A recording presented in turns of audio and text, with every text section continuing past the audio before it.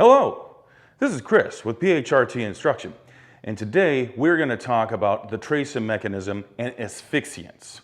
So we already talked about thermal, and now we are going over asphyxiation. We have two forms of asphyxiation, simple and chemical. We'll go over each of those specifically, but first let's talk about what constitutes our air.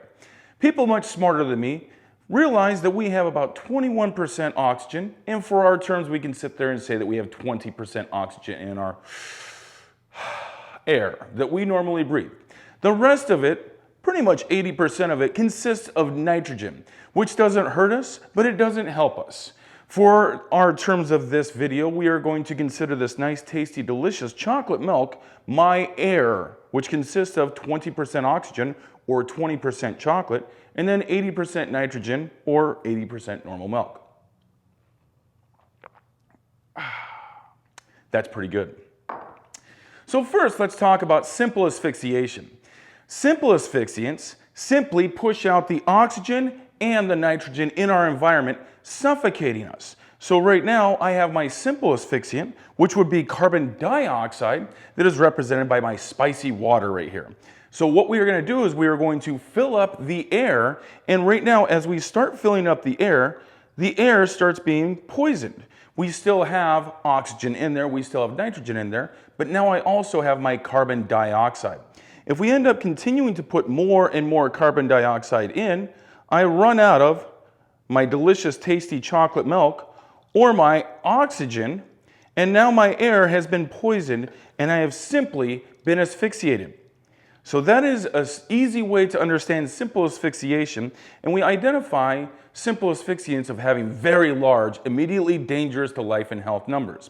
Carbon monoxide has an IDLH value of 40,000 parts per million.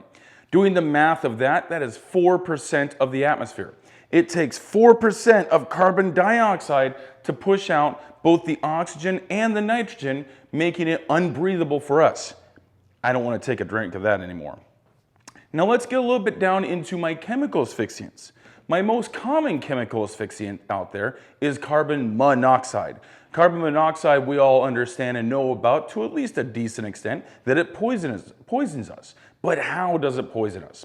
In this experiment here, we have my air, which is my delicious 20% chocolate, and my 80% nitrogen, and we've separated them just so we can understand what's going on.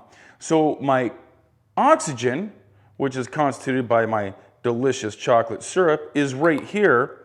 And then I have my poison, my chemical asphyxiant, otherwise known as carbon monoxide, or my spicy hot sauce right here. And we see that they both have about the same consistency.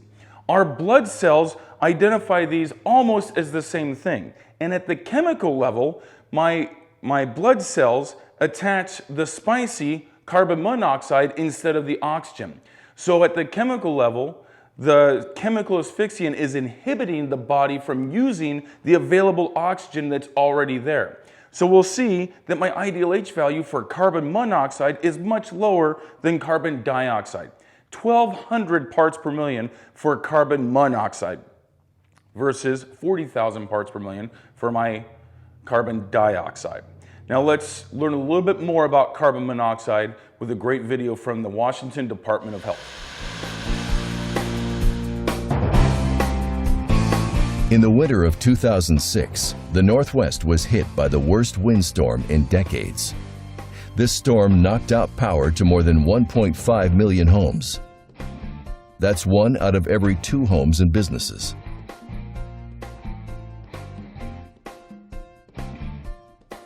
Tragically, 14 people died, and area emergency rooms were inundated with over 100 people suffering from carbon monoxide poisoning, many of them needing to be treated in local hospitals with hyperbaric chambers. The cause of the carbon monoxide poisoning was found to be people improperly using a charcoal grill indoors for cooking and heating, running a generator indoors, or running a vehicle in a closed garage. The normal use of propane and natural gas appliances or kerosene heaters does not cause carbon monoxide poisoning with proper ventilation.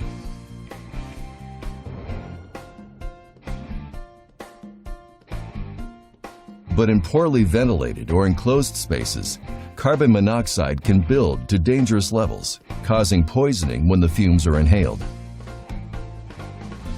It is never safe to use a charcoal grill hibachi inside the home.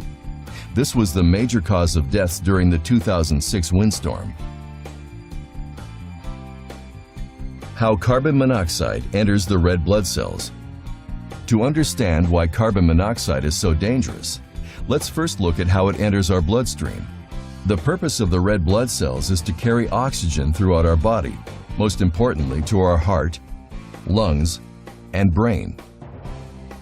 When carbon monoxide enters our body, it easily attaches itself to the red blood cells. These cells then carry the carbon monoxide throughout our blood, poisoning our heart, lungs, and brain. As the level of carbon monoxide increases, the amount of oxygen in our blood is reduced. This can lead to illness or death. Once again, thank you, Washington Department of Health, for that great video about carbon monoxide and the hazards present with that. Now let's get a little bit more specific into even more chemical asphyxiants. We take my chocolate, once again, which is oxygen, and now we are looking at even a closer level, at the cellular level, hydrogen cyanide, which is going to be represented by my red chili peppers right here. It is going to inhibit the cell's ability to use the oxygen. And we see the ideal H value of hydrogen cyanide being 50 parts per million. Way less than carbon monoxide at 1200, and much, much smaller than that ideal H of carbon dioxide of 40,000 parts per million.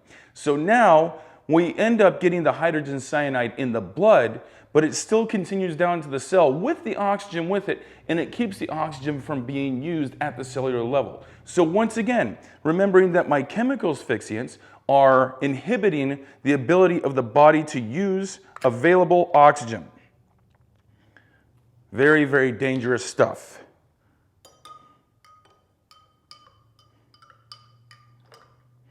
My poisonous carbon monoxide.